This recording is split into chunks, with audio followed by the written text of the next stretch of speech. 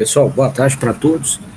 Eu gostaria de dar sequência com vocês no nosso módulo que trata sobre manutenção industrial de plantas mecatrônicas.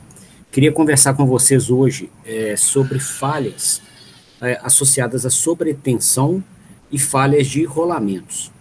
Bom,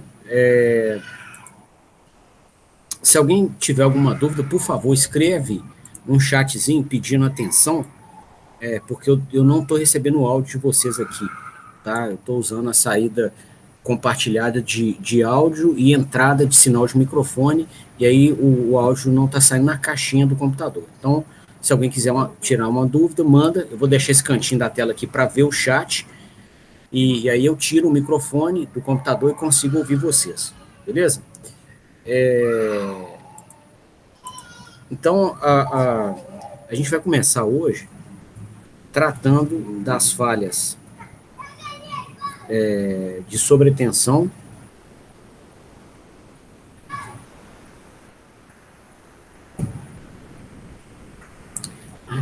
Sobretensão, igual o nome indica, né, tensão excessiva, ou no barramento de alimentação da máquina ou no barramento CC de inversores. Tá? Sobretensão no barramento de alimentação do sistema, né, no barramento trifásico, é um problema que tem que ser tratado pela equipe de elétrica que faz o controle e a operação do sistema elétrico de potência. Ela pode ser provocada por um excesso de capacitores colocado no barramento, né, e a consequente perda de controle de potência reativa pode ser provocada por uma descarga atmosférica, tá? Pode ser provocada pela falha no controle de algum gerador, né, de alguma máquina geradora, pode ser provocada por um erro no TAP de transformadores, na escolha, né, do número de espiras de transformadores.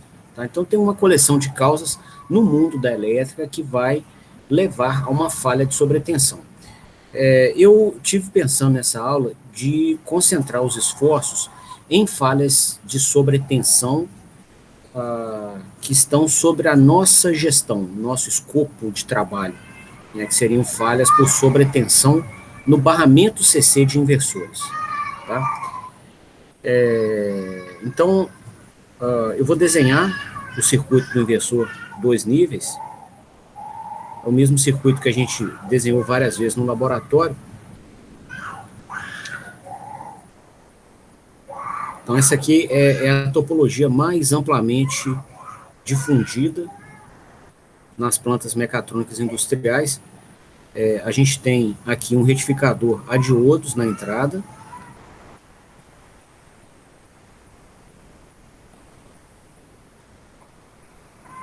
um retificador trifásico não controlado, né? A literatura usa muito esse nome, não controlado, porque você não controla a hora que os tiristores, que os diodos entrarão em condução, né? Eles operam de acordo com os valores instantâneos da tensão da rede de alimentação. Então, no grupo catodo comum,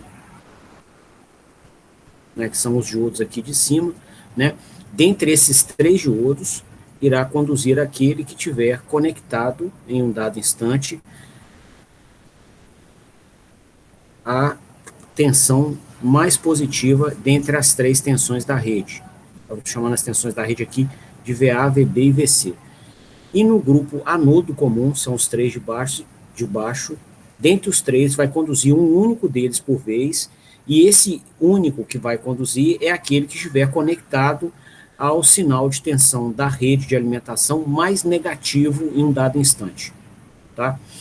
Então, vai aparecer na saída do retificador a tensão de linha, né, fase, que for a maior entre as 3 em um dado instante.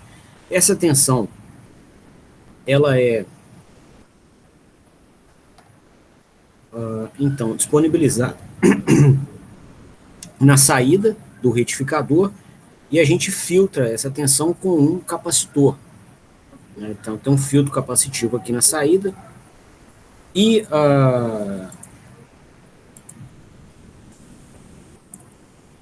a gente então pega essa tensão, né, DC filtrada, né,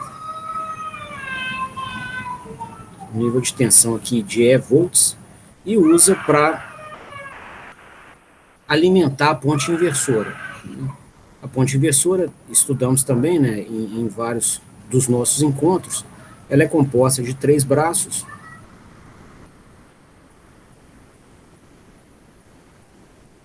Cada um dos braços é conectado a uma das fases do motor.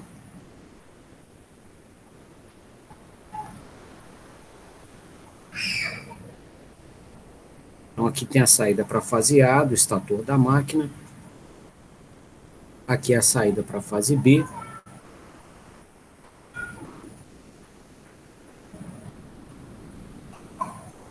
E aqui é a saída para a fase C do estator.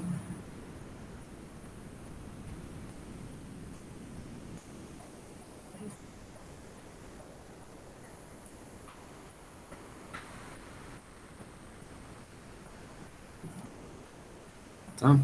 Aqui está o eixo da máquina, a gente vai desenvolver torque eletromagnético da máquina, né? Teremos as trajetórias mecânicas do eixo e haverá também a carga do cliente, que vai receber potência da nossa solução mecatrônica. Bom, nós avaliamos na disciplina de máquinas a condição para essa máquina operar em modo freio, tá? Ou modo gerador. Então, no modo gerador, a gente vai inverter o fluxo de potência, né? E aí a gente vai caracterizar esse fluxo, né, do sistema mecânico para o sistema elétrico, ou para os terminais elétricos da máquina. Tá? E vários acionamentos terão que operar, né, pelo menos por um período de tempo, em modo gerador.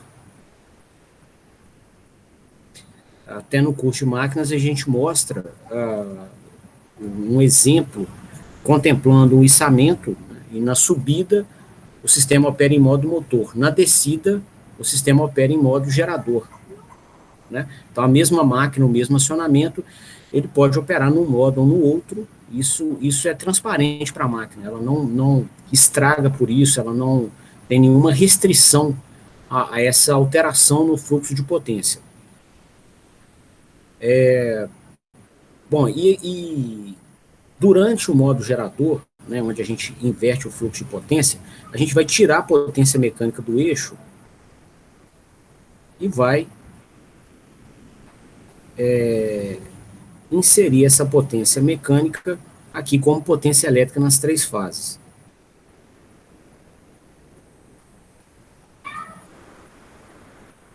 Então, salvo perdas, né, que são baixas no caso de máquinas elétricas, máquinas são equipamentos de muita eficiência em conversão eletromecânica de energia.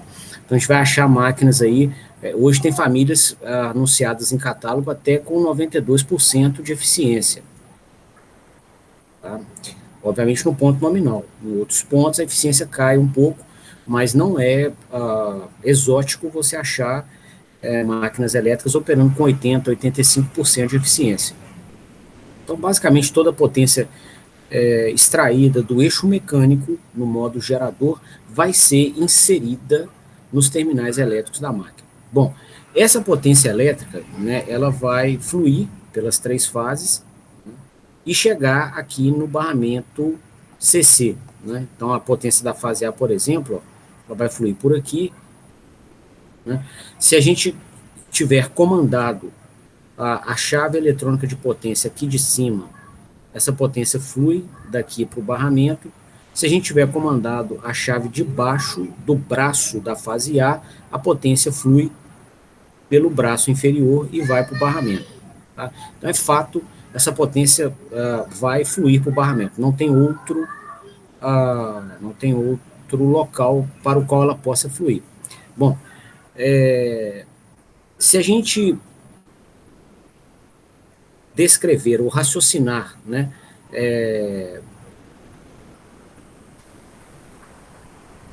com os sinais que caracterizam essa potência, a gente vai observar o seguinte, vou desenhar a corrente aqui em vermelho, tá? A gente tem a corrente aqui do barramento CC e a gente tem uma tensão no barramento. A gente assinalou aqui em preto. Ó. Então, essa potência que veio do sistema mecânico, né, do eixo mecânico na frenagem, tá? Ela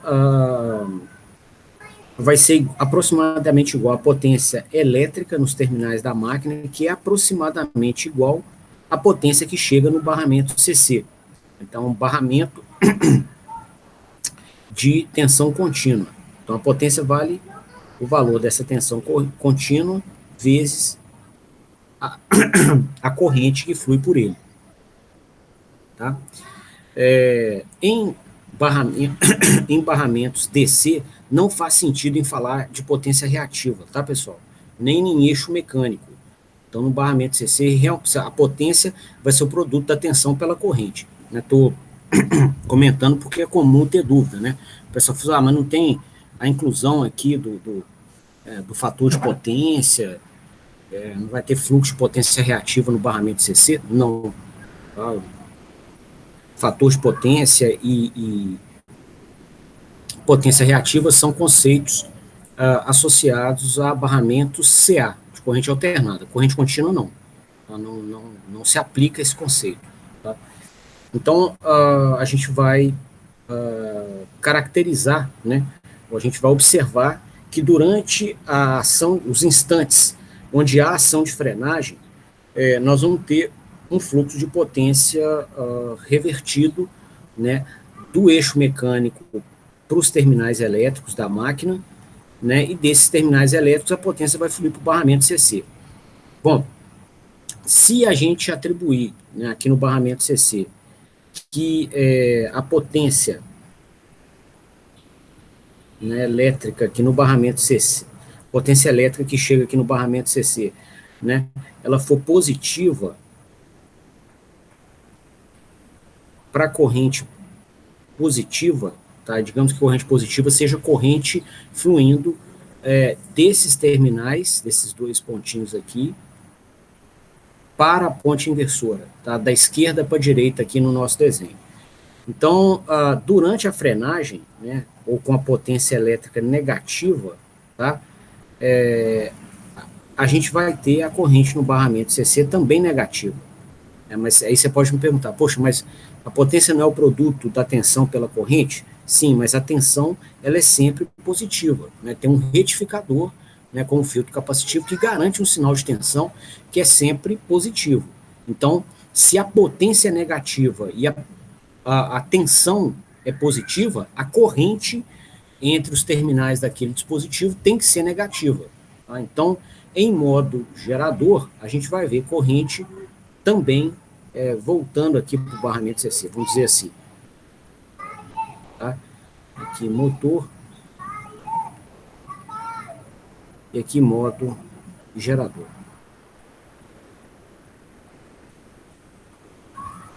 Tá? Bom, essa corrente, pessoal, vai chegar nesse nó, ela pode vir para cá, né, para os capacitores do barramento, e ela não pode vir para cá. Ó. Por quê? Os diodos presentes aqui entre esse ramo e a rede, eles não possuem fluxo bidirecional de corrente.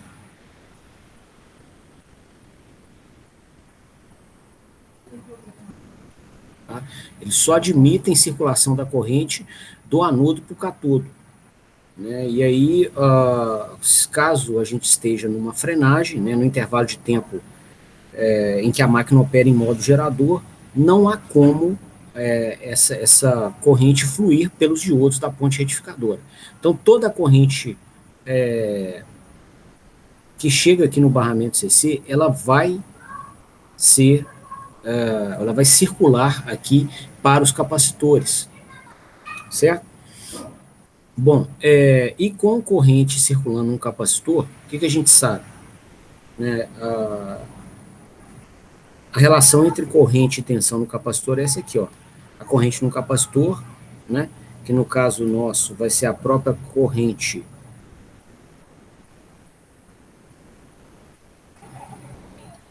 que está no barramento CC. Mas não vou generalizar, não. Vou colocar aqui, a corrente no capacitor vai ser CdVdt. Tensão no capacitor a gente chamou de E. Então, CdEdt. Tá? Onde C é a capacitância do capacitor. Então, se há corrente no capacitor, há variação de tensão. Tá? Se a corrente estiver em sentido positivo, né, você tem um sentido de carregamento do capacitor, você tem um crescimento da tensão. Então a tensão vai crescendo, crescendo, crescendo, até chegar a um ponto que o campo elétrico no interior do capacitor pode ficar exagerado.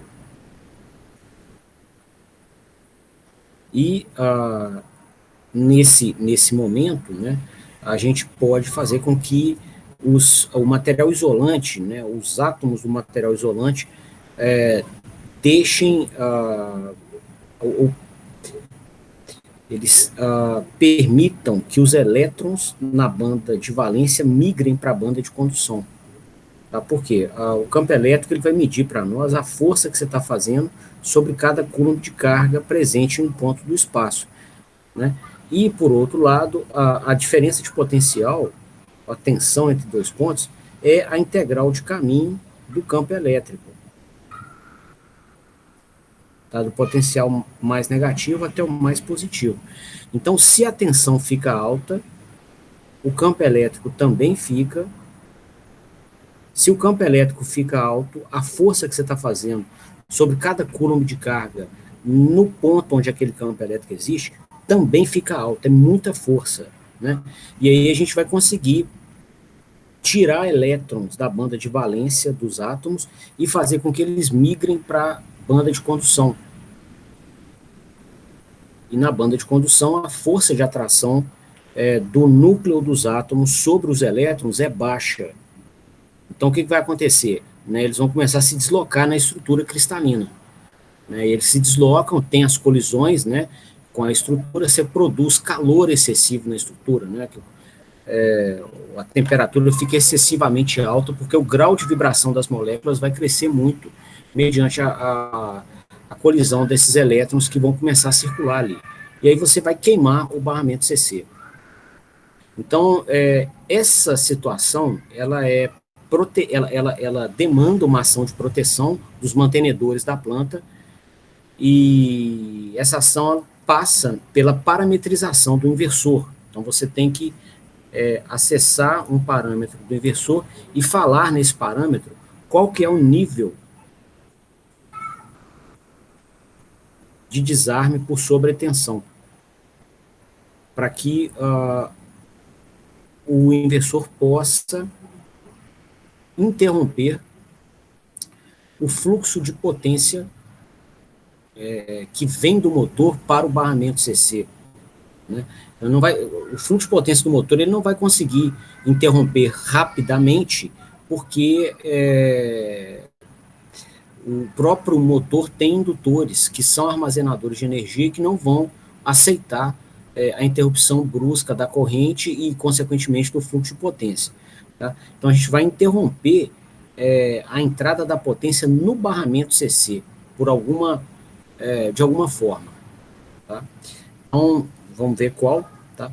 Mas aí a gente vai, inicialmente, né, programar o inversor para que ele meça aqui a tensão do barramento e desarme o sistema mediante uma tensão muito alta. Então vai ter um nível de desarme por sobretensão, que é até o tópico inicial aqui explicado na aula, nível de desarme por sobretensão no barramento CC.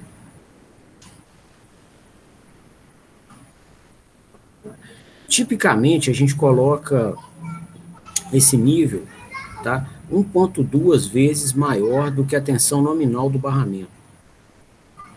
Então, por exemplo, se você tiver num barramento CA de 220 volts, tá? A tensão na saída do retificador, ela vai ser aproximadamente igual a 310 volts. E aí o nível de desarme, né, o inversor vai ficar medindo essa tensão e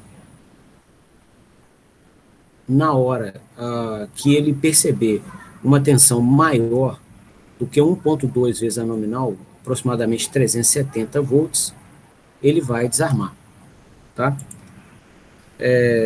Bom, então a gente programa, né, essa funcionalidade no inversor e a gente programa também o nível de tensão no qual a gente vai tomar uma providência para evitar que o inversor desarme.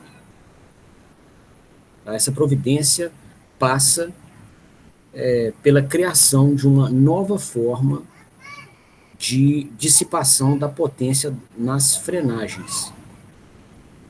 Ok? Então, assim, o acionamento tem que frenar, não tem jeito. Não tem outro caminho para o qual a potência possa fluir. Né? Então, assim, um pedacinho dela vai ser convertido em potência térmica nas próprias bobinas da máquina, mas a maior parte dela vai ir para o barramento CC e vai ser absorvida no capacitor. O capacitor é um armazenador de energia disponível aqui no fluxo da potência.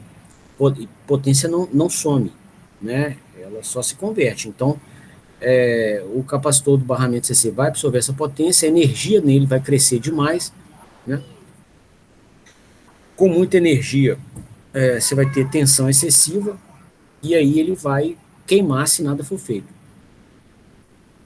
Então a gente tem que criar uma forma, né, uma outra forma de dissipar essa potência. E a forma tipicamente usada, né, é inserir um novo elemento de conversão de energia aqui, que é um resistor. Tá? Então eu vou repetir esse desenho aqui embaixo para não carregar, destacando aqui só o barramento CC e a ponte inversora.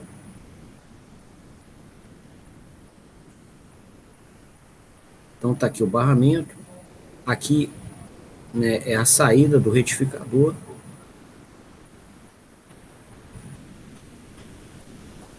e aqui estão os três braços da ponte. Estou simplificando a notação aqui, né, dos grupos IGBT e diodo de roda livre como sendo uma chave.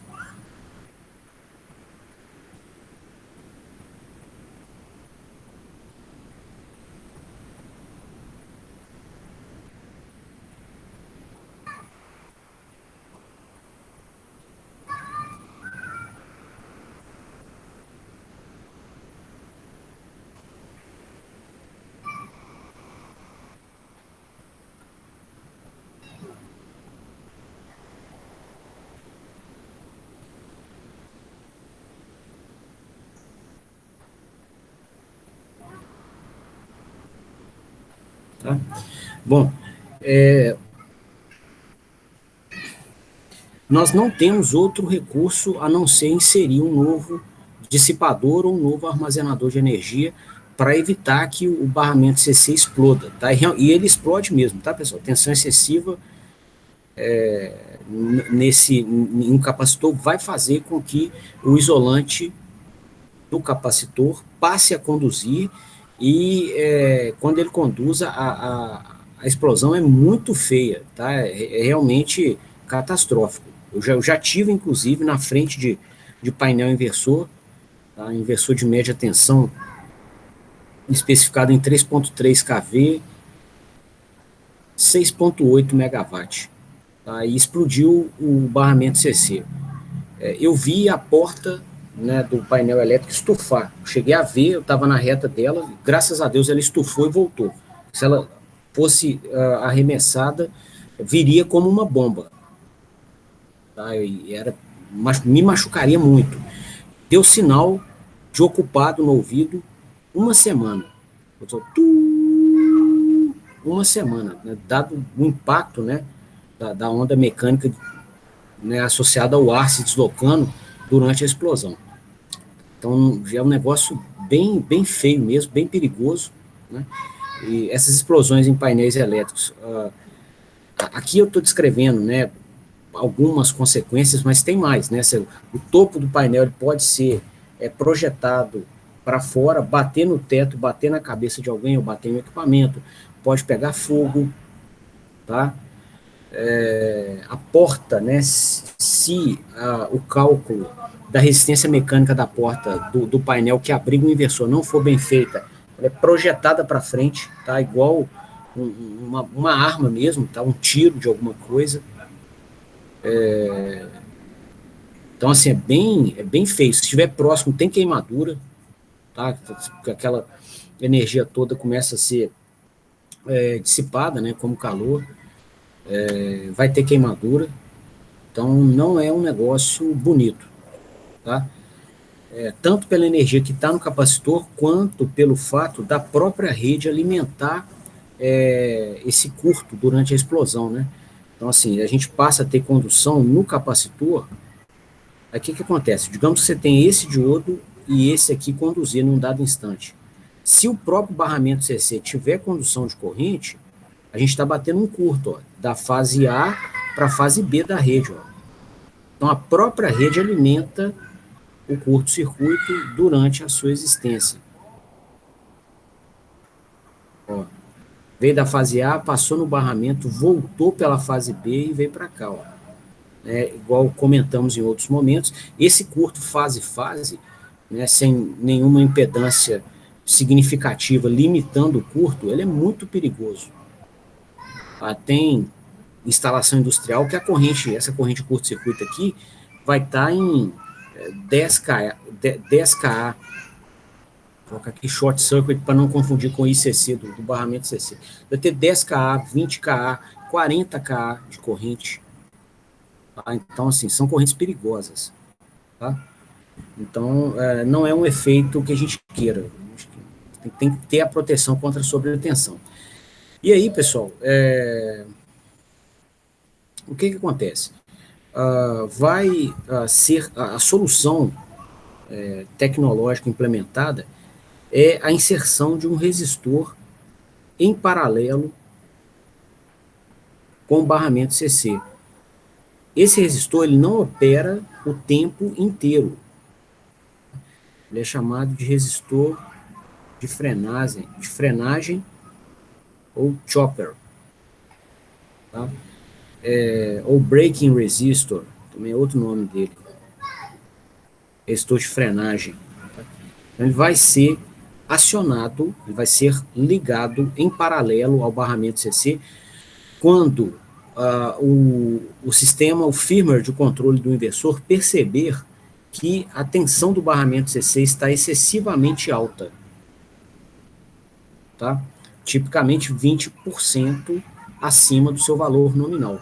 Então, 20% acima do nominal, ele comanda o ligamento desse IGBT aqui, ou desse transistor de potência, e nesse momento, a corrente, né, do barramento CC, tá, que está nessa orientação aqui durante a maior parte do tempo, ela é desviada majoritariamente para cá e para de fluir aqui para o capacitor. Aqui ó, para o retificador de entrada, ela não flui mesmo, tá? Os próprios diodos não deixam. Com a inserção de um resistor de baixa resistência em paralelo com o barramento CC, essa corrente, né, oriunda aqui da frenagem, basicamente toda vai circular pelo resistor de frenagem, e resistores convertem a potência elétrica em potência térmica, pelo efeito Joule. Então, a gente vai ter dissipação de potência para o ambiente. Tá? Então, essa é uma forma de proteger, né, o inversor contra eventos de sobretensão. Tá? Uma errata, aqui, eu estava explicando aqui, eu lembrei de uma coisa que eu queria refinar minha explicação. Essa tensão aqui, tá, é a tensão no qual o chopper de frenagem vai ser colocado em paralelo com o barramento CC. Tá? Então, não necessariamente você vai ter desarme com 370 volts. Tá? Você vai ter a entrada do chopper de frenagem. Vocês me desculpem aqui, deixa eu só fazer essa errata. Então, esse é um nível típico que você programa o inversor para a entrada do resistor de frenagem.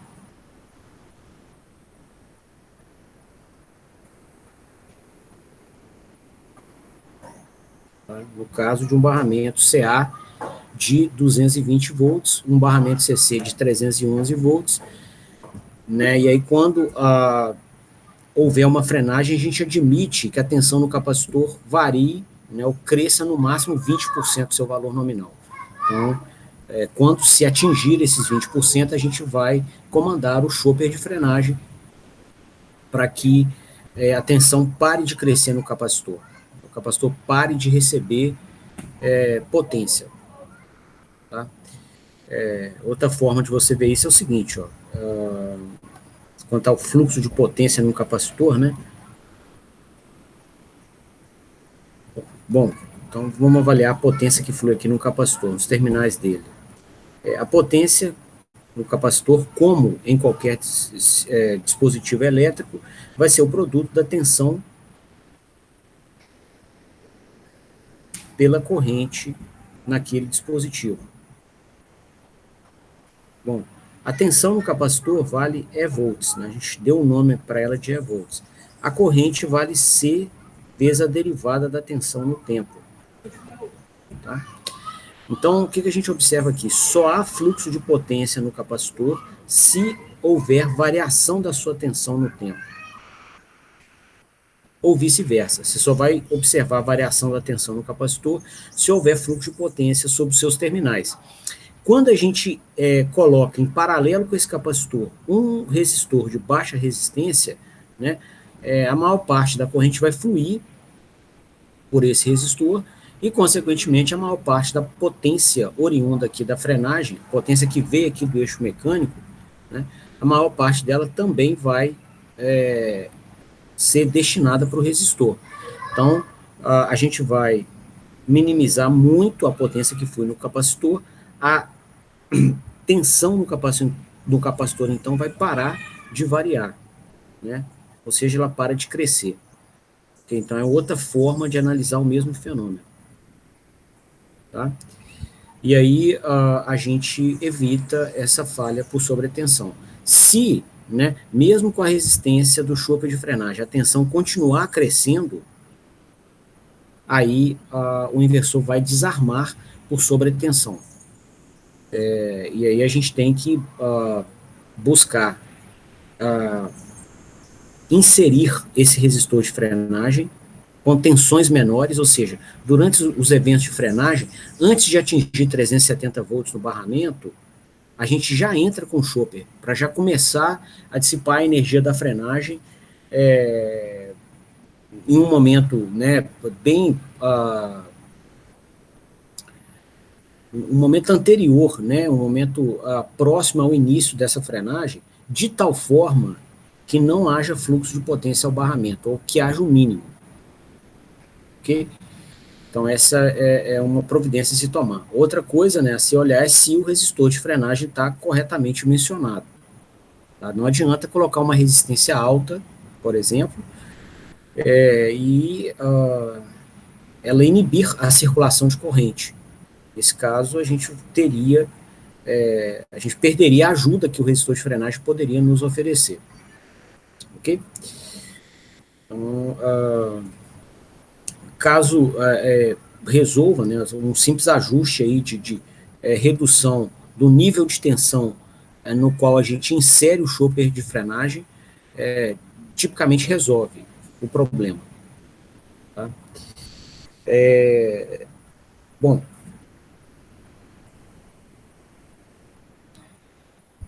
convém também a gente tomar cuidado, né, com os desdobramentos ou os encaminhamentos que nós vamos adotar, né, mediante aqui falhas por sobretensão. A solução do chopper de frenagem, ela é tão efetiva, né, tão competente, que por vezes muita gente, né, na comunidade industrial sugere isso. Tá? Para vários problemas realmente se resolve, mas como tudo em engenharia, né, não vale a pena comprar uma solução ou comprar uma ideia sem que exista um amplo convencimento baseado na investigação da causa raiz do problema. Okay?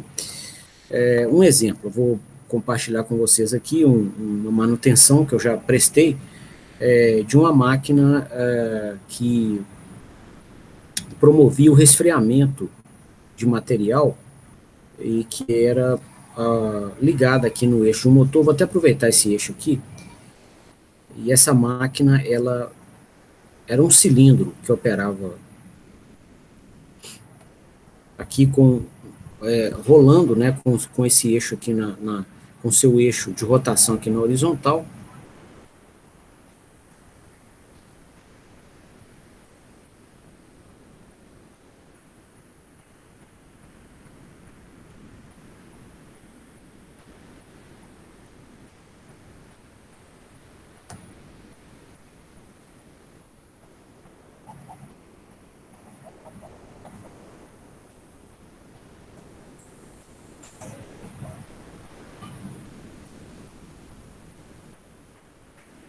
Tá? Então, ela era conectada à máquina e ela tinha aletas no seu interior. Então, eram chapas metálicas montadas aqui em sentido radial e que se estendia por toda a extensão longitudinal da máquina.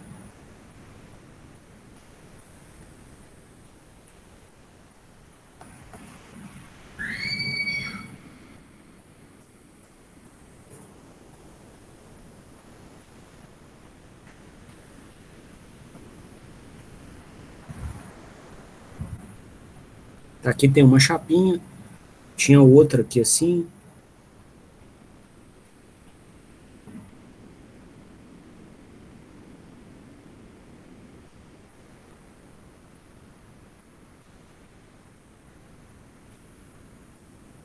E várias delas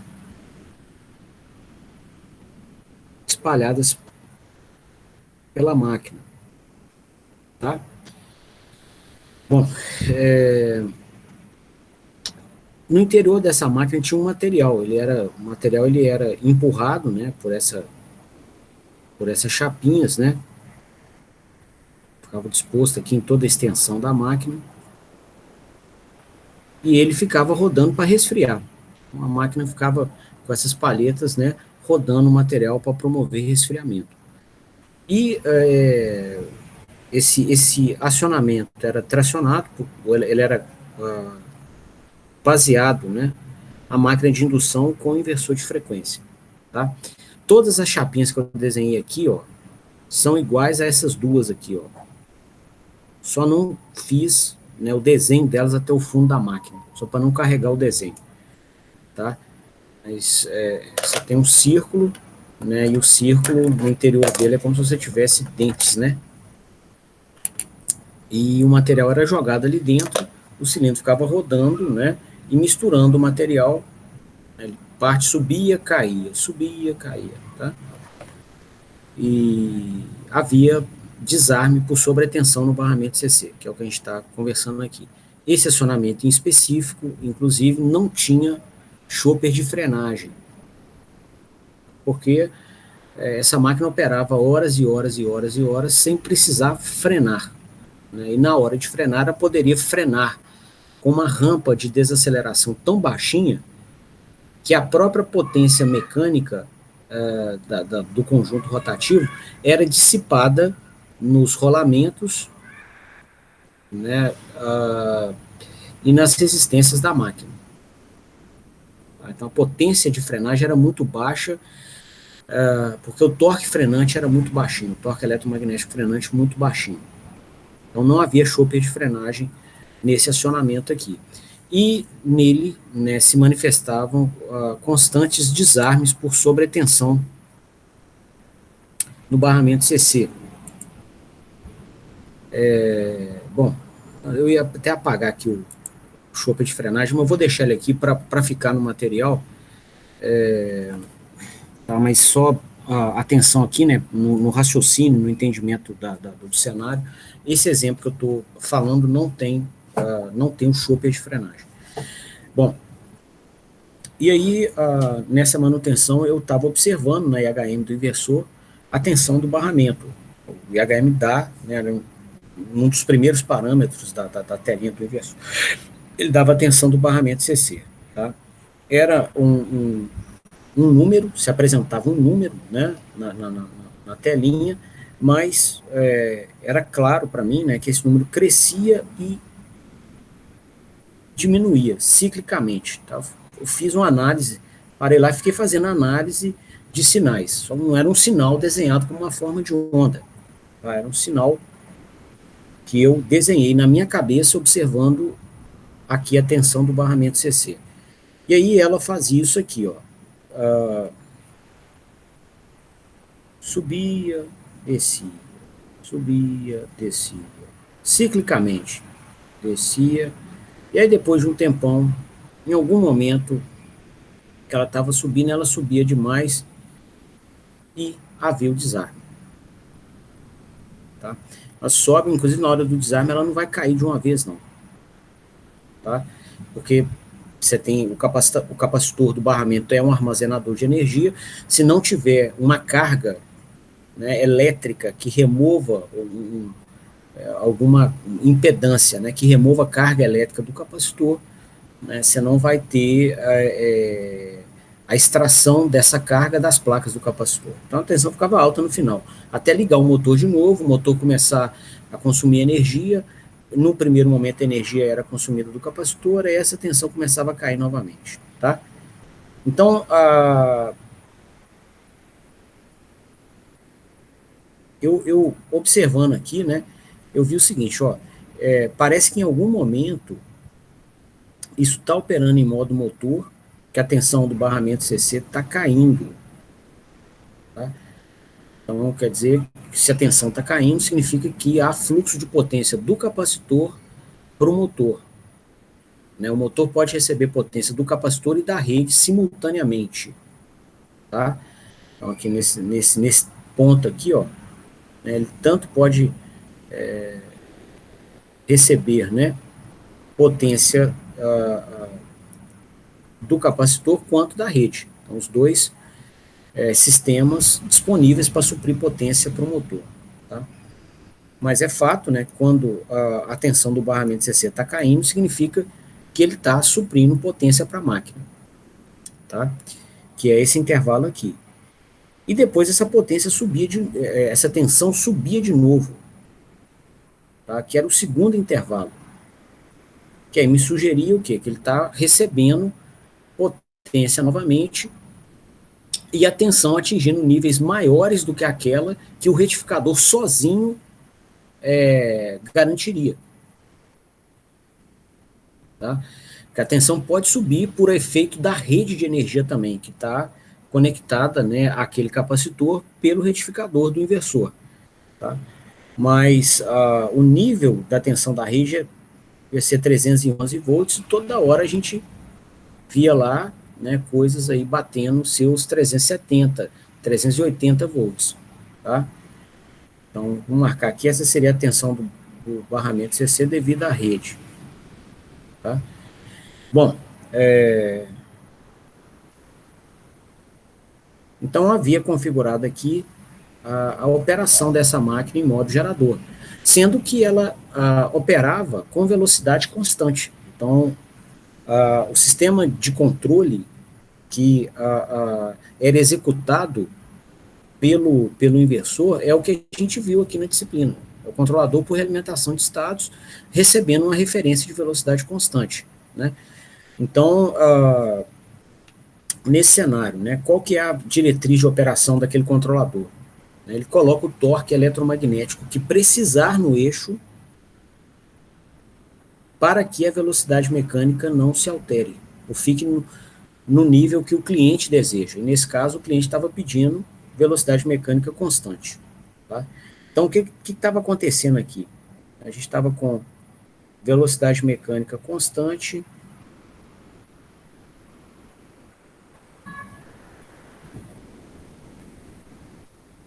e a potência da máquina variando.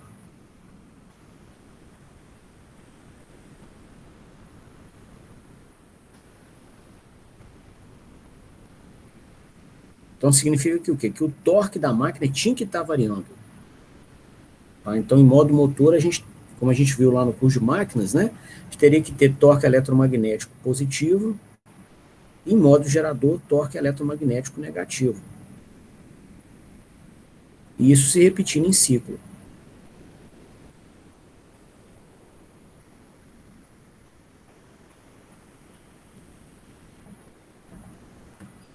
Uai, mas se há torque eletromagnético negativo, igual nessa região aqui, ó, nesse intervalo de tempo que ela está operando como gerador, significa que há frenagem. Por algum motivo ela estava frenando. Aí não era para ela frenar. Né? E aí a gente, né, conversou com a equipe mantenedora dessa planta e, né, o pessoal falou assim, não, teve uma intervenção nessas paletas aqui, ó,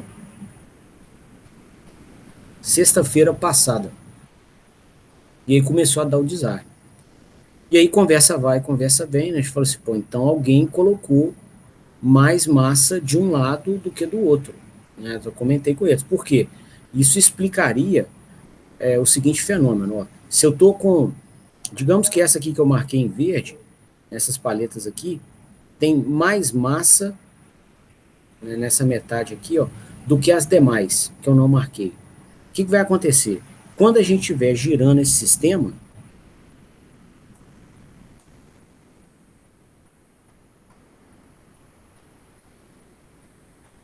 tá? E a gente for subir com as palhetas que tem mais massa, digamos que a velocidade mecânica está para cá, tá? E esse lado nosso aqui direito está com mais massa do que o lado esquerdo, tá? Então o que vai acontecer? Quando esse lado aqui com mais massa, vou marcá-las aqui em verde, ó, for subir, a gente tem que operar em modo motor, porque a gravidade vai produzir um torque de carga para cá, ó, né, contrário à velocidade mecânica. Então a gente tem que criar um torque eletromagnético para rejeitar, né, o efeito da gravidade e conseguir fazer com que o sistema rotacione nesse sentido anti-horário. No próximo instante, e aí nesse caso, a gente vai ter torque eletromagnético positivo, né, que é esse instante de tempo aqui, ó. Esse intervalo, estes intervalos iguais a esse que eu estou marcando. Quando a gente tiver com as palhetas mais pesadas descendo,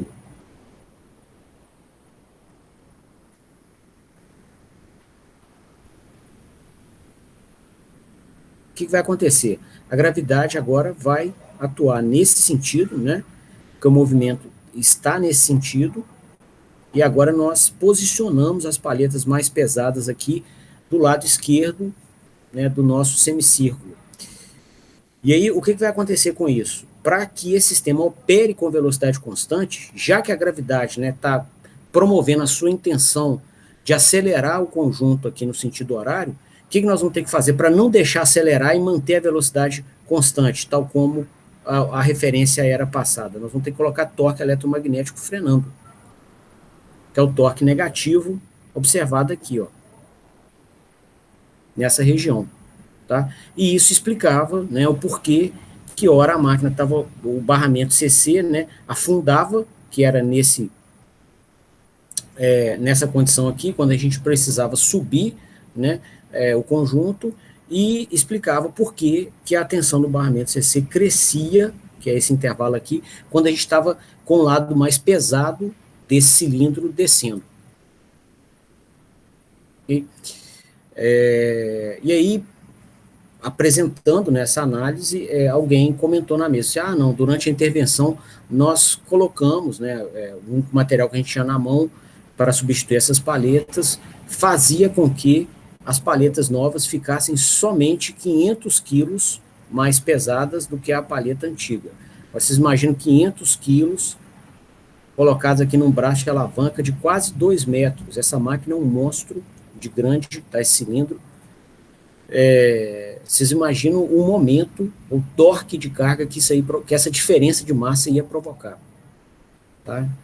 Não é só 500 quilos, além de, né, de ser muita massa, tem também a questão do braço de alavanca. Tá? Então, aí consolidou o problema. Né? Inclusive, como desdobramento, né, na época, alguém sugeriu assim, vamos instalar então chopper de frenagem. E aí eu falei assim, olha, eu não especifico um chopper de frenagem para esse caso, porque a causa raiz é a diferença de massa nas palhetas aqui do misturador. Se a gente colocar um chopper de frenagem, ele até inibe os desarmes por sobretensão, igual o inversor estava acusando. Só que a gente vai quebrar os rolamentos do conjunto mecânico, ou a própria transmissão mecânica, alguma polia ou alguma engrenagem da transmissão, né? Porque o sistema estava desbalanceado. E é um sistema desbalanceado, ele promove, né, quando a massa não está uniformemente distribuída em torno do eixo, que é o caso aqui, ó, nosso eixo de rotação está aqui, né, e a gente está tentando desenvolver torque só em torno desse eixo. Quando você não tem a massa uniformemente distribuída, você cria torque em outros eixos de rotação. Tá? Então, você, né, mediante a implementação dessa sugestão que o cara deu, né, de colocar um resistor de frenagem, eu não estaria tratando o problema na sua causa raiz, e seguramente a gente teria torques acoplados nesses dois eixos aqui, ó. Tá? Igualzinho pneu de carro desbalanceado. Você está viajando, tem um carro à sua frente, você olha o pneu desse carro, né? Você está querendo ver só isso aqui, ou seja, rotação só em torno desse eixo. Tá? Se ele está desbalanceado, ele fica assim, ó. Quer dizer, ele está rodando em torno desse eixo aqui, está rodando em torno desse eixo aqui na vertical. Tá? Então, dá aquele movimento maluco, e aquilo, né, impõe esforços para os quais os rolamentos não foram projetados para suportar. Tá? Então, você esconde a poeira debaixo do tapete, no caso aqui, né, qual tinha sido a sugestão, e eu estou até avisando para que vocês tenham essa salvaguarda, essa qualidade técnica, né, esse capricho técnico no serviço de vocês também. Tá? Até porque, muitas vezes, a abordagem até antiética, tá? Para não falar nada mais feio. Tá? Porque, por exemplo, alguém sugere isso numa mesa de reunião e bota você para assinar. Né? Às vezes, igual vocês, estão em início de carreira, né? E a pessoa está com muito boa vontade para se mostrar, né, útil, para se integrar à equipe, e ela acaba aceitando ajudar, né, de todo jeito que ela pode. Né? E por vezes são montadas armadilhas. Né? Então aqui, por exemplo, se a pessoa pega, fala assim, então tá bom, eu especifico um chopper de frenagem e coloca lá no inversor, ela vai cessar com os desarmes por sobretensão, tá? Só que em um mês quebram os rolamentos que suportam aqui esse cilindro, tá? Porque a gente vai ter vibração excessiva pelo torque acoplado aqui devido ao desbalanceamento. né? E aí, na hora que, né, um gerente for procurar o responsável, tá o seu nome lá assinado. Você, mas o fulaninho de tal teve aqui, né, há 2 meses e já quebrou de novo, e agora quebrou o rolamento, assim, o desgaste é bem maior, o desgaste é bem maior, é, nós vamos ter que parar, né, o sistema por mais tempo e o prejuízo vai ser substancialmente multiplicado, tá? Então, eu estava lembrando desse exemplo aqui enquanto eu preparava essa aula para comentar com vocês, né, assim, sobre alguns cuidados que a gente tem que ter e não atuar só na consequência. Você tem que descobrir a causa, tá? Bom, um ponto também de destaque aqui é o seguinte: eu não estou malhando o chopper de frenagem, tá? A solução é inteligente, é ótima, tá? Em vários contextos que você tenha frenagens, você vai usá-lo, tá? Eu só estou aguçando a nossa crítica para que não seja usado às cegas, tá? Começou a dar sobretensão para o barramento CC, taca chopper. Calma lá, calma lá, vamos saber o que está acontecendo. Tá? Se a gente tiver algum problema no conjunto mecânico, o chopper de frenagem ele vai ser um recurso para se esconder a poeira debaixo do tapete. A gente não vai estar resolvendo o problema na raiz. Ok? Bom, ele é muito usado em contextos típicos que vocês vão vê-lo, né? Agora comentando de outros cenários, outros exemplos, tá?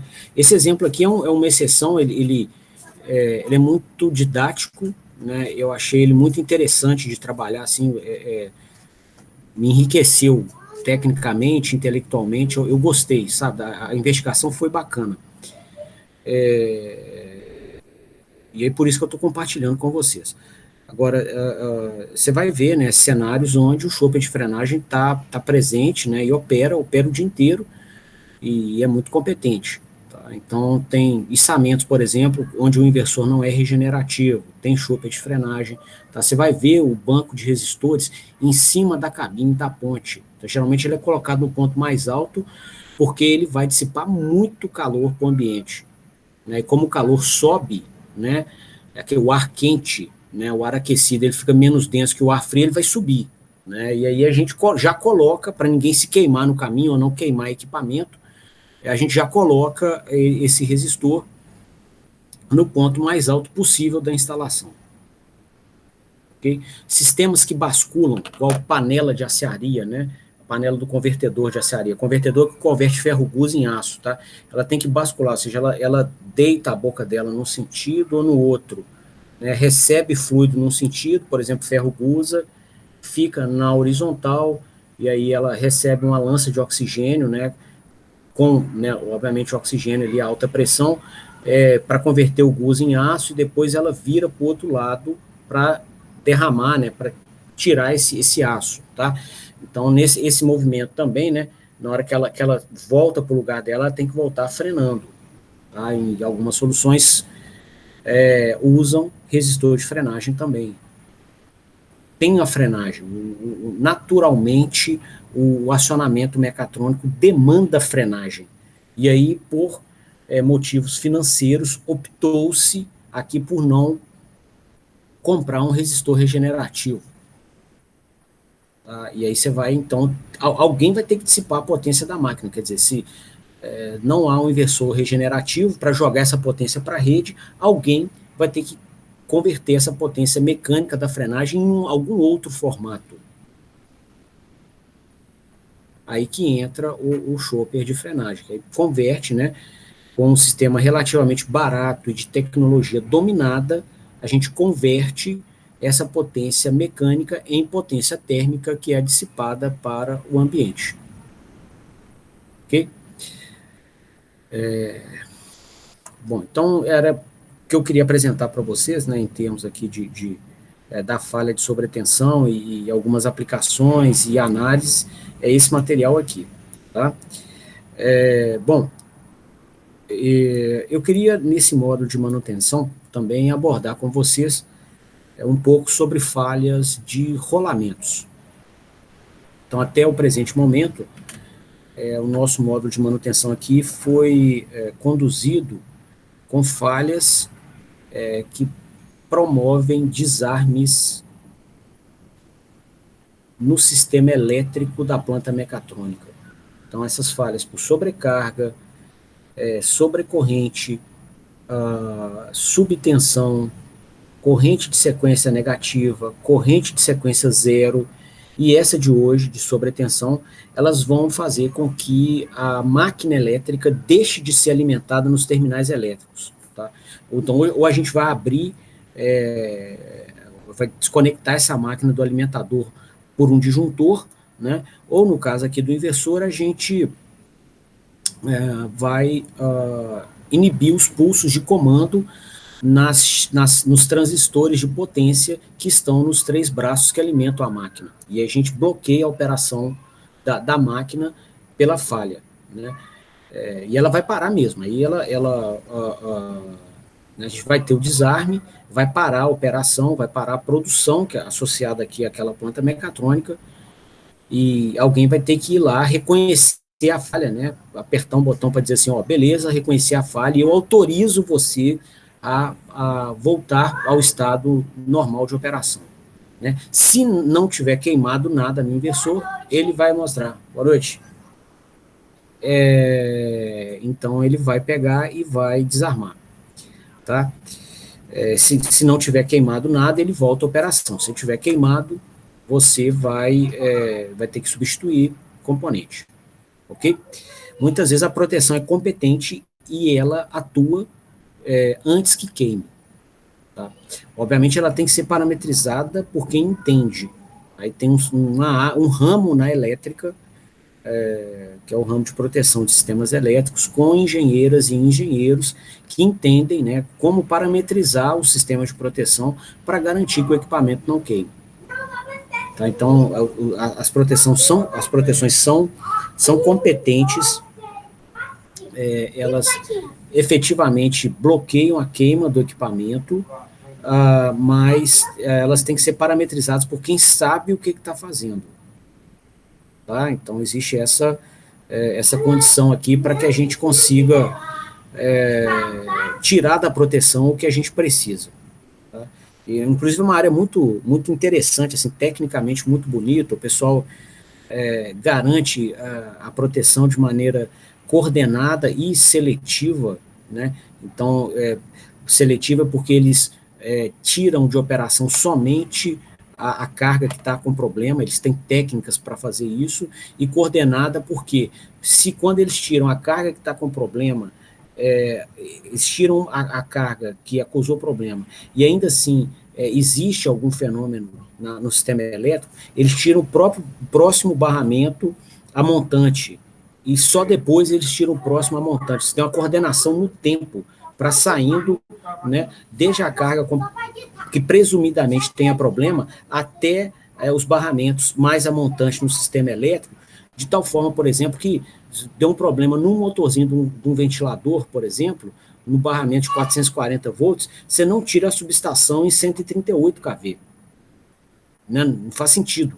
Então, você tem que coordenar as ações, né, no tempo, ou seja, e desligando barramentos gradualmente, né, em períodos de tempo sucessivos, de tal forma que você não prejudique uma instalação inteira, né, por um problema localizado. Tá? Então, são algumas premissas que as equipes de proteção do sistema elétrico usam. Tá? Coordenação e seletividade. E aí, agora, eu queria abordar com vocês um pouquinho sobre falhas em enrolamentos. As falhas em enrolamentos são responsáveis pela segunda maior causa de paradas em máquinas elétricas no contexto industrial. A maior causa de paradas é devido a falhas no isolamento, né, falhas no verniz isolante da máquina, né, que a gente comentou aqui, especialmente no módulo que tratamos de sobrecarga, né, o verniz isolante, ele envelhece, e esse envelhecimento é acelerado quando a sua temperatura fica excessiva, né, e a gente pode ter temperatura excessiva nesse verniz por uma série de fatores, uma série de causas, né, que são sinalizadas para a gente com essas mensagens de falhas que nós vimos aqui durante esse módulo, né? Então, bota uma carga mecânica excessiva, você vai ter temperatura excessiva no verniz isolante, ele pode envelhecer, né, e daí falhar, né, e aí tem um curto-circuito. Se houver um curto-circuito também, né, estabelecido, você, em um ponto da máquina, você acelera o envelhecimento de outros pontos da máquina, né? Enfim, como várias dessas causas convergem no envelhecimento do isolante, né, o isolante, né, falhas na isolação, no sistema de isolação da máquina, tipicamente respondem por 40% das falhas apresentadas em máquinas elétricas. Tá? E as falhas em rolamentos correspondem a aproximadamente 38%. Tá? Eu estou exibindo esses números aqui, eles foram extraídos da tese de mestrado da Tamires Santos, da UFMG. Tá? Se alguém quiser olhar, ela trabalha na área de motores, e se quiser baixar, né, a dissertação de mestrado dela, é só ir nesse site aqui, clicar no banco de teses e dissertações, né, é gratuito, tá? Tese desenvolvida em universidade pública, material de altíssimo nível, tá? Assim, um espetáculo de biblioteca técnica em engenharia elétrica, tá? Esse banco de tese aqui da UFMG, e lá, na tese, na dissertação de mestrado dessa pesquisadora, tem esses números, tá? Bom, então você vê que é basicamente tudo, né? Quase que 78% das falhas vão ficar associadas, né? Vão estar correlatas aqui a isolante e rolamentos, tá? Sobre a questão dos isolantes, a gente já falou bastante, eu queria falar um pouquinho mais depois. Sobre os rolamentos eu queria falar agora, tá? Bom, eu montei uma apresentação para abordar os rolamentos, porque eu queria fazer algumas animações e também fazer uma análise de sinais com vocês, tá? Para que a gente possa tanto caracterizar as falhas, como ter alguns elementos de diagnóstico, tá? O material que eu vou usar aqui para abordar, né, as falhas de rolamentos,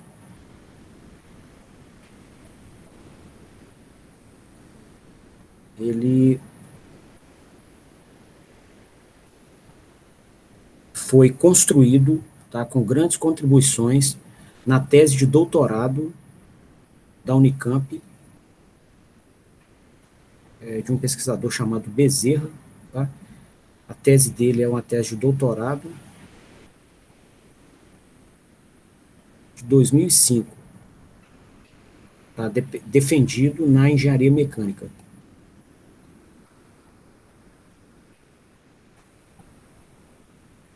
Tá? Ele faz muita menção a um artigo de 85 de um pesquisador chamado McFadden. Acho que é com 2 Ds aqui, ó.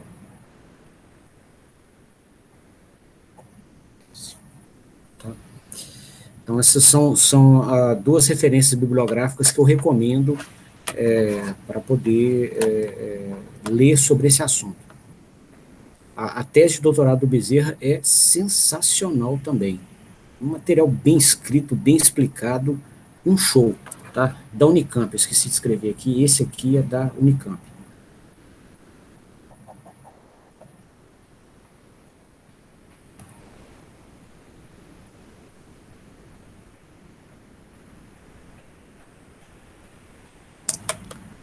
Bom, então, aqui, pessoal, para a gente começar a estudar as falhas no rolamento, eu queria apresentar o cenário típico que a gente vai usar para estudar isso aqui. Tá? Então, a gente vai ter o rolamento, tem né, no caso dos sistemas mecatrônicos, na grande maioria das vezes, né, a gente vai colocar o eixo do motor aqui na pista interna do rolamento.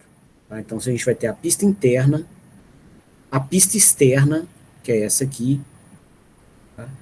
E as esferas, aqui eu coloquei uma esfera, mas você tem um conjunto de esferas, você dá um desenho meu aqui com um conjunto de esferas, aqui você vai ter um conjunto de esferas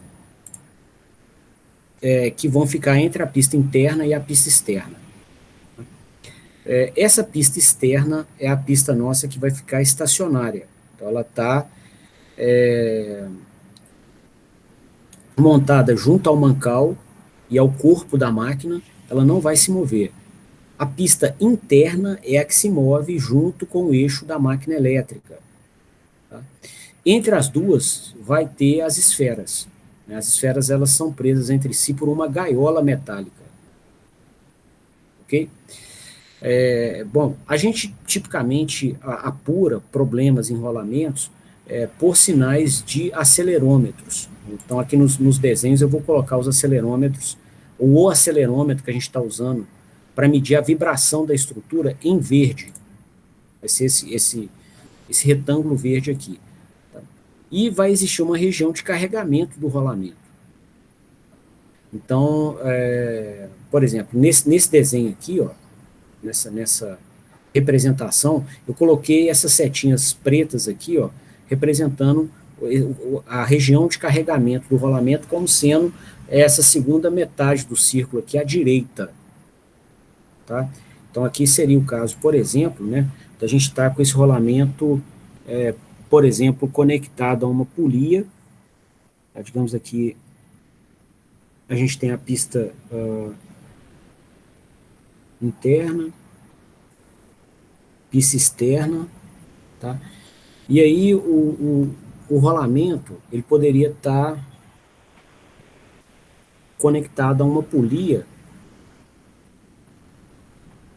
que foi montada para cá, ó.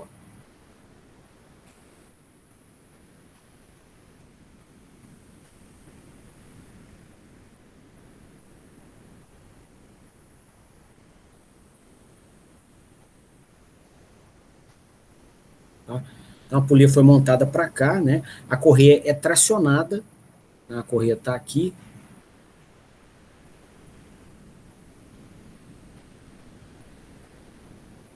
Ela é tracionada, e aí a gente comprime as esferas nessa região aqui com uma força, né, muito maior do que as esferas que estão do outro lado. Tá? E aqui, e também destacando, a gente vai tratar aqui com rolamentos de esferas, tá? Tem rolamento por filme de óleo também, para máquinas mais pesadas. Aqui a gente está trabalhando com os rolamentos que a gente encontra normalmente, né, que são os rolamentos né, com elemento girante aqui constituído por esfera. Tá? Então você vai ter aqui uma força de carregamento máxima aqui, ó, e diminuindo até anular aqui, ó, nesse ponto de contato. Beleza? Então essa é a representação da cena que a gente está estudando. Tá? E o defeito, né, nesse rolamento, né, numa primeira análise aqui, está representado por esse ponto vermelhinho aqui. Ó. Então, toda vez que uma esfera bater nesse ponto vermelho, tá, vai existir uma força impulsiva. Então, vai ser uma força de alta intensidade durando um tempo muito curto. Qual sinal na teoria de processamento de sinais e modelagem que descreve esse efeito, que modela esse efeito? Um impulso.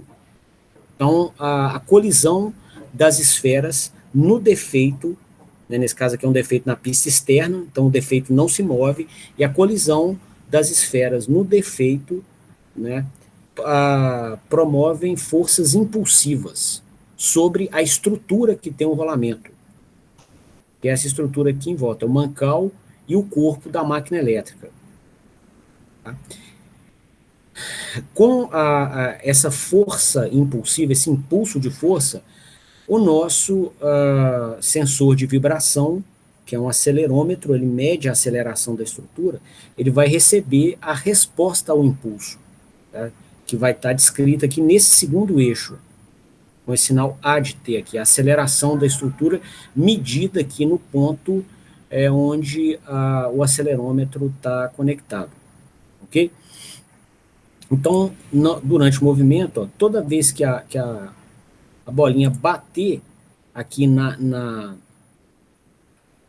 que a esfera, né, bater aqui no defeito, a gente vai ter um impulso de força e a gente vai ter com esse impulso de força a resposta da estrutura a esse impulso, a resposta ao impulso, igual a gente vê na teoria de modelagem e controle.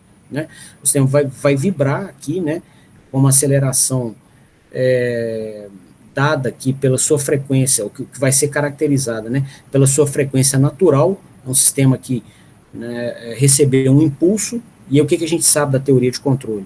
Né? Você dá um impulso, você aplica uma força, né, externa e tira essa força rapidamente. O sistema vai responder conforme a sua resposta natural, não a resposta forçada, ou a sua resposta ao impulso. Você dá um impulso, você vai ter a resposta a esse impulso, que é o que a gente apresentou aqui nesse sinal verde aqui embaixo.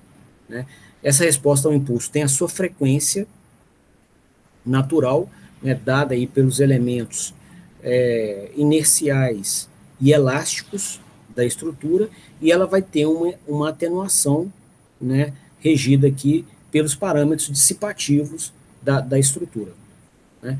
E aí, né, a gente vai ter esse primeiro sinal detectado aqui no acelerômetro, só que vai vir uma outra esfera que vai bater no defeito, e aí você vai ter outra resposta ao impulso. Você depois a outra esferinha do rolamento, essa terceira, vai produzir uma força impulsiva no defeito, você vai ter uma outra resposta ao impulso.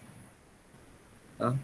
Então, a gente vai ter, né, as respostas ao impulso aqui, ó, distantes umas das outras, pelo período do defeito, né?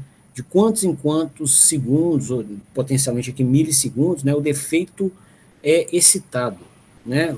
Ou a cada quantos milissegundos uma esfera do rolamento bate no defeito, tá?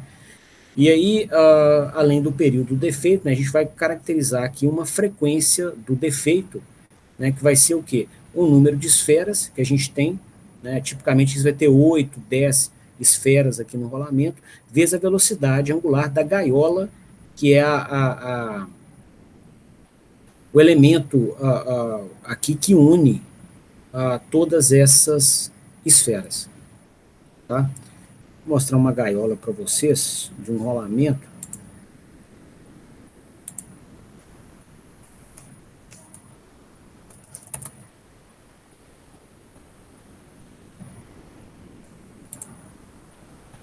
Aqui tem uma.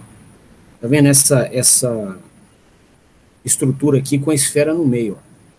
Então, as esferas não ficam soltas entre a pista externa e a interna. Tem a gaiola. Vê se tem outra aqui.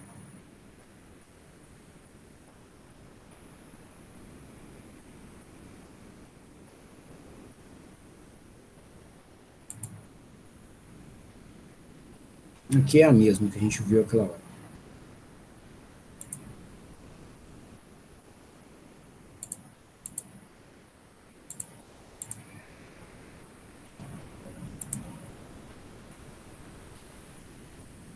Aqui tem outra gaiola, tá vendo? Que segura as esferas do rolamento. Essa aqui está até fundida. A falha acabou comprometendo a vida útil dela também. Então, isso aqui é uma gaiola, tá? Retornando, então, né, a nossa explicação, essa gaiola vai ter uma velocidade angular um pouco menor do que a velocidade angular da própria pista interna, que é a velocidade angular do motor, e né, por essa velocidade angular da gaiola, a gente tem o número de vezes que a gaiola, número de ciclos que essa gaiola faz por segundo. Só que em cada ciclo, você tem as N esferas batendo no defeito. Então, a frequência do defeito, o número de vezes que o defeito se apresenta por segundo, né, vai ser o número de esferas que você tem por ciclo da gaiola, vezes o número de vezes que a gaiola, o número de ciclos da gaiola por segundo. Tá? Então, esse seria aqui o defeito, seria a manifestação, né, seriam alguns elementos que caracterizam esse defeito. Tá? Bom, como diagnosticá-lo? Tá? E o diagnóstico disso é importante para você conseguir planejar a manutenção. Tá? O prejuízo é muito grande quando o rolamento trava o eixo do motor em um dado instante e a gente não fez nenhuma, a gente não planejou a troca, a substituição desse rolamento. Ok? Então a gente vai ter que ter uma forma de diagnosticar que esse rolamento está em vias de falhar. Em algum momento ele vai entrar em falha e não vai permitir mais a rotação do eixo do motor. Vai travar o eixo, você não vai conseguir mais fazer o seu acionamento funcionar. Bom, tem uma série de técnicas para fazer o diagnóstico, tá? Agora, fazer uma análise desses sinais no tempo, né, você pode falar assim, bom, vou pegar então o acelerômetro, igual está aqui na apresentação, o nosso sensor de vibração, tá? Dá na mesma, assim, você pode medir vibração com aceleração, velocidade ou posição, tá? Mais comum para corpos pequenos, você medir com a vibração com sensores de aceleração, tá? Para corpos grandes, igual quando você quer medir, por exemplo, terremoto, tá? Aí o pessoal mede deslocamento, o sensor ele faz a transdução do sinal com base em deslocamento e não aceleração. Para corpos menores, você faz tipicamente a gente mede vibração com sensores que detectam a aceleração. Então, aqui na explicação, eu vou falar de vibração ou de aceleração de maneira intercambiável. Tá? Um ou outro aqui dá na mesma. Okay? Bom, então a gente vai medir esse sinal aqui e a gente pode oscilografá-lo, né? Fazer algum tratamento no sinal e colocar num osciloscópio para ver o comportamento dele no tempo. Tem aqui na tese do Bezerra a oscilografia de alguns desses sinais no tempo e a gente vai observar que eles são bem ilegíveis. Tá? Você olha para ele, você não consegue extrair informação do sinal no tempo. Tá? Vai ser alguma coisa tipo isso aqui, ó. Vai receber um negócio desse, né, na tela do osciloscópio, né, uma amplitude, muitas vezes eles colocam amplitude como múltiplos da gravidade, uma aceleração múltipla da gravidade, em G, né? Então, por exemplo, a aceleração de 1G é uma aceleração igual à da gravidade, uma vez a gravidade, 9,81 metros por segundo ao quadrado. Tá? E aí, medições em Gs indicam isso, múltiplos da gravidade, em função do tempo. Né? Você vai olhar para o sinal, você não vai conseguir extrair nenhuma informação de interesse, muitas vezes. Tá? Você vai olhar, o que está acontecendo? Não sei extrair nada, aprender nada com esse sinal. Só que, né, é fato que os fenômenos, né, que geram as forças, né, impulsivas de defeito, eles são cíclicos, vai repetindo. Toda hora que bate uma esfera, né, no rolamento sobre o defeito, você tem um impulso. Ó. Então você tem um fenômeno cíclico. Tá? E aí a gente olharia essa aceleração no tempo aqui, né? Aqui eu coloquei numa escala super gigante para a gente poder ver, né, para eu explicar para vocês o fenômeno. Só que isso é comprimido e tem ruído também de outros equipamentos acoplados ao próprio acelerômetro. Né? Então a gente não vai conseguir extrair informação. olhando para o sinal no tempo. Agora, se a gente descrever esse sinal na frequência, a gente vai conseguir observar componentes espectrais, né, com frequências correlatas aos fenômenos que a gente está assistindo. Então, é um fenômeno periódico, cujo sinal, no domínio do tempo, não nos apresenta informação clara. Mas uma vez que ele é periódico, possivelmente na frequência, a gente vai conseguir ver componentes espectrais, né, nas frequências típicas desse regime cíclico de manifestação do defeito. Então, eu queria, né, convidar vocês para a gente fazer uma análise espectral desse sinal que o acelerômetro nos forneceria. Tá? Esse seria o sinal aqui que a gente usaria para emitir algum diagnóstico sobre a saúde do rolamento. Bom, para fazer essas análises no domínio da frequência, pessoal, qual seria uma estratégia interessante, né? Seria descrever o sinal aqui, né, como através de uma operação de sinais, né, multiplicações e convoluções de sinais cuja representação na frequência seja conhecida. Tá? Essa é uma estratégia que vocês vão encontrar em livros igual do Oppenheim, de processamento de sinais do Oppenheim, que deve, salvo engano, mas muito engano mesmo, é a referência mais citada no mundo na área de processamento de sinais. Tá? É um livro assim que é uma sumidade, muita gente gosta, né? E o que ele faz? Ele descreve um sinal no domínio da frequência, um sinal complicado, né, que está no domínio do tempo, mas mais periódico, por uma sequência de operações no tempo com sinais cuja representação na frequência é conhecida. E aí ele chega, né, pela manipulação desses sinais de representação conhecida, ele chega na representação na frequência do sinal que se queira. Então, colocando, né, isso que eu falei em formato de sinais, está vendo por que a gente exagera em desenhos aqui, né? A gente é generoso com desenhos. Um desenho fala em poucos segundos o que eu gastei aqui quase 1 minuto falando e que potencialmente não ficou claro para muita gente, né? Então vamos converter essa fala em sinais, para se fazer bem mais claro. Então, a gente gostaria, né, de descrever aqui, ó, esses sinais, né, do acelerômetro, que o acelerômetro vai detectar para nós no domínio da frequência, tá? Para ver como que seria o espectro em frequência de um defeito localizado na pista que não se move. Nós vamos mostrar depois o defeito na pista que se move, ele tem uma característica diferente. Tá?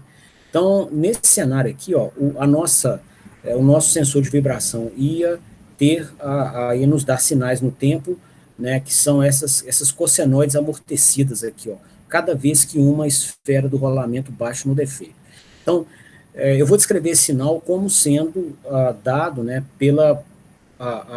por operações matemáticas de sinais que tenham transformadas de Fourier conhecidas, para que no final a gente consiga a transformada de Fourier desse sinal do acelerômetro aqui, e consiga olhar nela qual que é a forma de onda típica na frequência para um defeito presente na pista que não se move, no caso aqui a pista externa do rolamento. Bom, então esse sinal de aceleração aqui, ó, ele pode ser dado esse igual aqui, porque eu vou compor esse sinal verde pela operação de alguns sinais, tá? Que vão ser esse sinal azul, essa cossenoide azul, esse sinal de modulação e esse trem de impulsos aqui, ó, embaixo. Tá? Então, o que acontece? Essa aceleração aqui, ó, ela pode ser dada, ela é igual, né, ao produto de uma cossenoide com um decaimento exponencial. Então, quando a gente multiplica aqui, ó, faz o produto desses dois sinais no tempo, essa cossenoide com esse decaimento exponencial, a gente obtém, né, eu coloquei aqui o resultado, ó, a gente obtém como resultado desses dois primeiros, aqui, uma cossenoide amortecida. Uma única, tá? Porque aqui, ó, a exponencial vai a zero, né, após um tempo de decaimento, e ela continua zero o resto da vida. Então, qualquer nível desse sinal azul multiplicado por zero vai dar zero. Isso aqui tudo é zero, e aqui você vai ter, né, essa cossenoide amortecida aqui pela multiplicação com o sinal de baixo. Tá? E aí, a gente vai observar, né, no sensor de vibração colocado na máquina, que esse aqui não é o sinal que vai aparecer. É quase ele, né, mas ainda não é ele.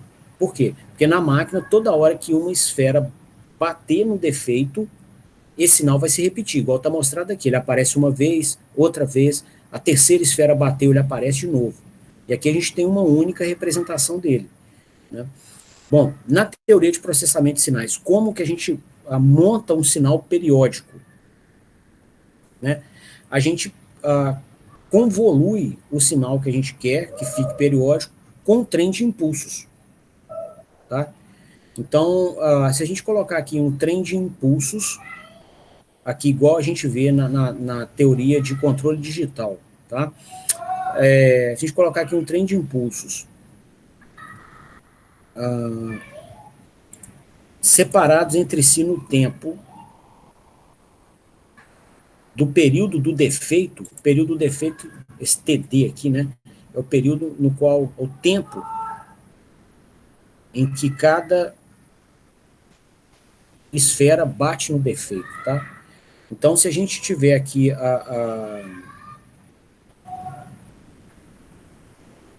um minutinho aqui. Esse desenho ficou desconfigurado.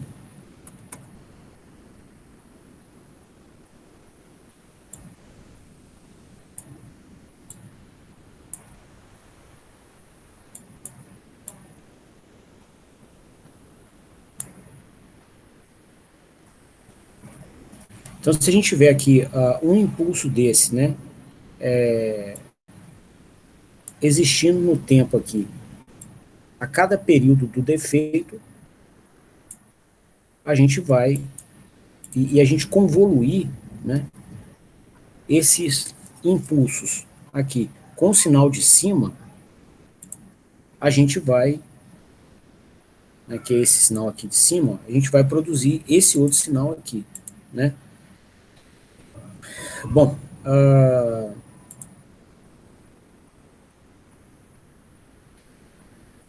e os três sinais envolvidos na última operação que a gente fez, né, eles têm transformadas de Fourier conhecidas. Então, um sinal cossenoidal, a gente usou três sinais, uma cossenoide, uma exponencial amortecida e um trem de impulsos. Né? Multiplicamos aqui a cossenoide pela exponencial, né, amortecida, e convoluímos o resultado, tal símbolo de convolução, com um trem de impulsos. Tá? Então, cada um desses sinais tem uma representação na frequência conhecida. E aqui do lado eu coloquei a representação em frequência de cada um deles. Tá? Uma cossenoide, né? Quando a gente faz a transformada de Fourier, a gente está descrevendo um sinal como uma soma de cossenos. Então, se o sinal que a gente quer descrever já é um cosseno, né, a representação espectral dele é uma única componente na frequência da própria cossenoide, né, que a gente chamou aqui de frequência natural. Tá? A tese do Bezerra mostra frequências naturais aqui da ordem de 5 kHz, tá, que é a desse sinal aqui vibrando na estrutura. Ok? Essa exponencial com decaimento é a mesma que a gente vê nas frações parciais da teoria de controle. Então, você vai ter um sinal aqui na frequência que vai ser um numerador dividido por 1 sobre a constante de tempo, né, mais J2π vezes a frequência. Tá? Então, é um sinal, né, que né, um sinal do sistema de primeira ordem, por exemplo, a resposta de um filtro de primeira ordem tem essa característica também, né? Então é um decaimento aqui, quanto maior a frequência ele vai decaindo, e tem uma frequência, inclusive, que caracteriza a banda passante dele, né? Que é onde a amplitude, a frequência, onde a amplitude cai a 70% do valor que ela tem em DC, né? A amplitude que ela tem em DC é esse A0 dividido por 1 sobre tal. Então vai ser um sinal, essa exponencial tem essa forma de onda na frequência. E um trem de impulsos no tempo é também um trem de impulsos na frequência, tá? Se a gente buscar lá da teoria de controle digital, né? O que acontece então, pessoal? Esses três sinais que a gente processou no tempo, a gente pegou os dois primeiros e multiplicou. Multiplicar dois sinais no tempo pelas propriedades da transformada de Fourier e Laplace significa convoluir seus respectivos sinais na frequência. Então, a multiplicação desses dois primeiros no tempo corresponde a se convoluir as transformadas de Fourier dos dois na frequência. E a gente pegou o resultado dessa multiplicação dos dois no tempo e convoluiu com esse trem de impulsos na frequência. Propriedade da transformada de Fourier e de Laplace. Convoluir dois sinais no tempo é a mesma coisa que multiplicar os dois na frequência. Então, essa operação aqui no tempo, que produz esse sinal aqui, ó, né, essas sucessões de respostas ao impulso, essa multiplicação desses sinais no tempo, desculpa, esse processamento de sinais no tempo corresponde a esse processamento aqui à direita dos sinais na frequência. Então, seria a convolução desse sinal da resposta natural com o fator de modulação, né, da amplitude desse sinal, e depois dessa convolução a gente precisaria multiplicar o resultado por esse trem de impulsos no domínio da frequência. Então vamos fazer isso, tá? Então inicialmente aqui a gente vai processar a convolução. Então é uma convolução e uma multiplicação, né? O que é a convolução? Né? Como é que a gente processa a convolução? Quando a gente estiver fazendo, por exemplo, essa operação aqui de cima à direita, ó. A resposta natural na frequência convoluída pela a componente de modulação dessa aceleração. Então, a convolução é uma integral, né, que você vai fazer em algum domínio, no tempo ou na frequência, né, no caso aqui a gente está na frequência. E essa integral, né, ela é processada da seguinte maneira: a gente vai pegar e vai multiplicar os dois sinais no domínio em questão, e né, eu usei como variável de integração esse tal aqui, me referindo ao domínio da frequência. Um dos dois sinais você não mexe, o primeiro sinal aqui, a natural, você deixa ele, né, no sinal aqui representado no domínio da frequência do jeito que ele existe. O segundo, né, você inverte ele. Então aqui você vai inverter o sinal em torno do eixo da frequência. Então, e depois você desloca ele de F Hz, para saber o resultado da convolução inteira naquela frequência F, tá?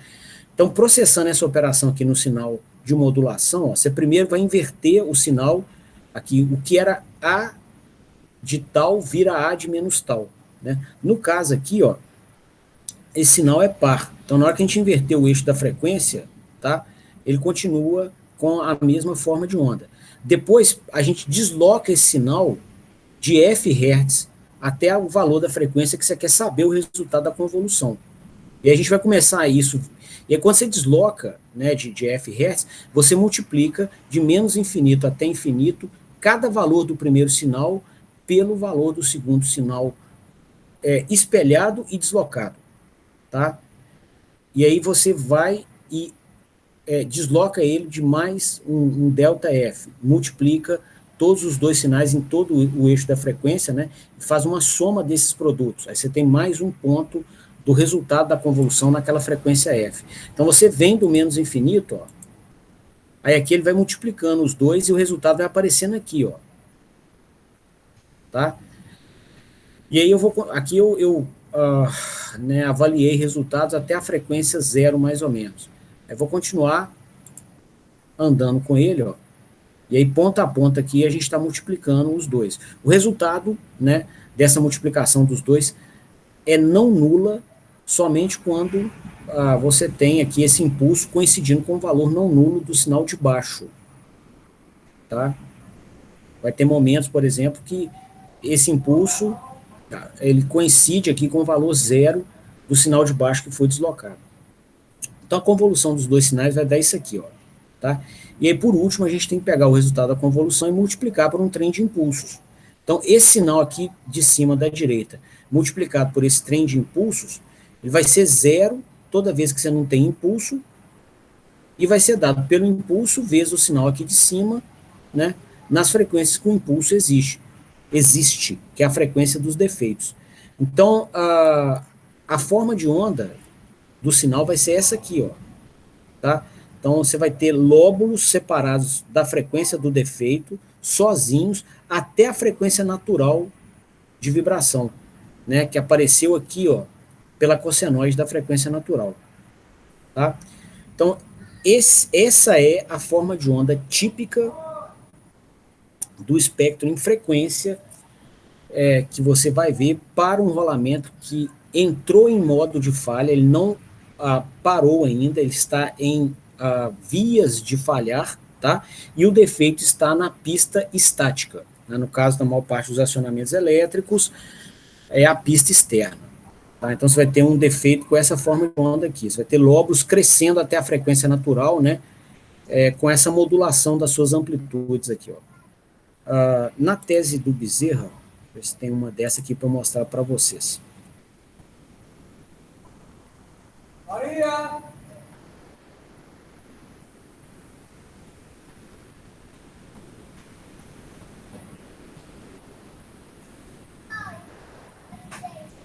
Aqui, ó. Esse aqui, ó.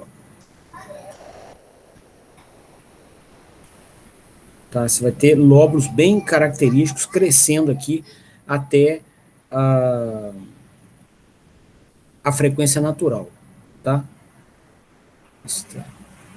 Duas falhas, não.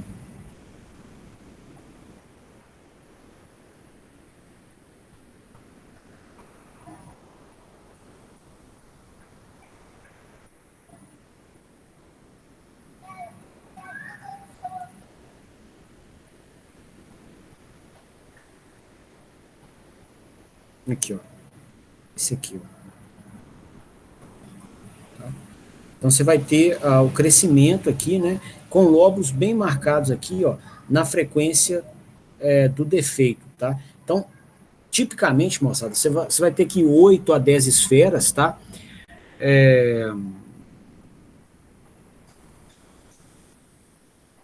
Se a máquina, por exemplo, é uma máquina de dois polos girando a 60 Hz, tá? Então a pista interna está a 60 ciclos por segundo, a pista externa está a zero, a gaiola está, né, a gaiola que segura as esferas está em alguma coisa entre 0 e 60 Hz, tá certo?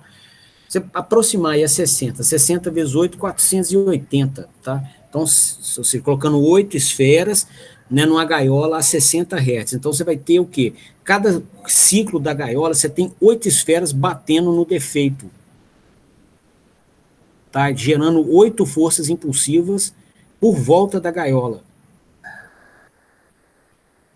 né? E, consequentemente, 8 respostas ao impulso, a essa força de impulso por volta.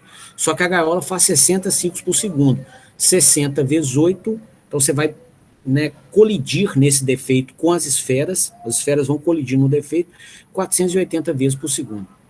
Tá? Então, em torno aqui de 480 Hz, que é a frequência do defeito que a gente mostrou aqui na nossa análise de sinais. Ó. Que são lóbulos afastados entre si da frequência do defeito, esse FD. Tá? E eles continuam crescendo aqui até a frequência natural do sistema. Tá? Aqui a frequência natural estava em torno de 1416 Hz. Tá? Depois decresce de novo.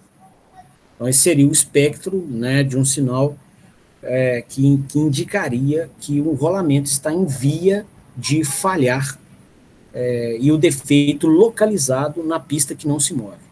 Tá?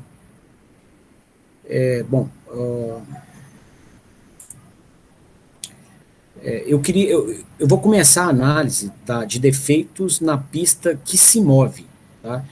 Só que ela é mais densa ainda e não vai dar tempo de fechar hoje. Preciso, para ter conexão no raciocínio, de começar e terminar isso, tá? Então eu queria parar a aula hoje, nesse ponto, já cumpri uma meta da aula, e amanhã a gente vê essa segunda análise, tá? Vocês têm alguma dúvida, algum comentário? Entenderam a ideia?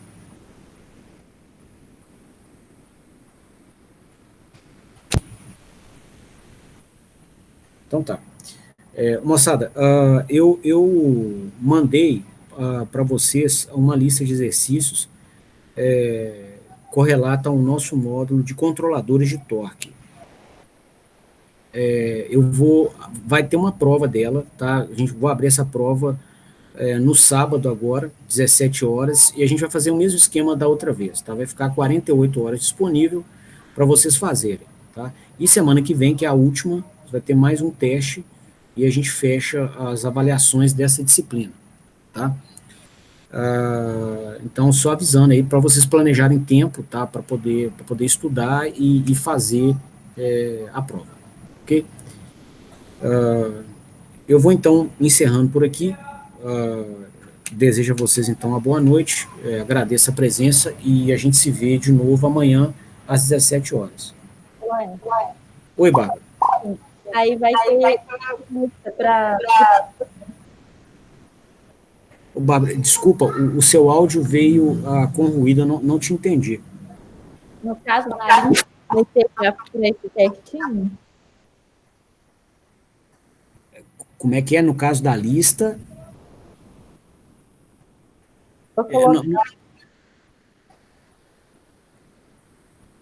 Não estou te entendendo. Você pode digitar, por favor? O seu áudio está vindo com ruído. Então, a lista que está no portal é a lista do teste. Tem uma lista no portal didático lá, a segunda lista, que é para esse testinho, aborda controladores de torque. Entendeu? Beleza.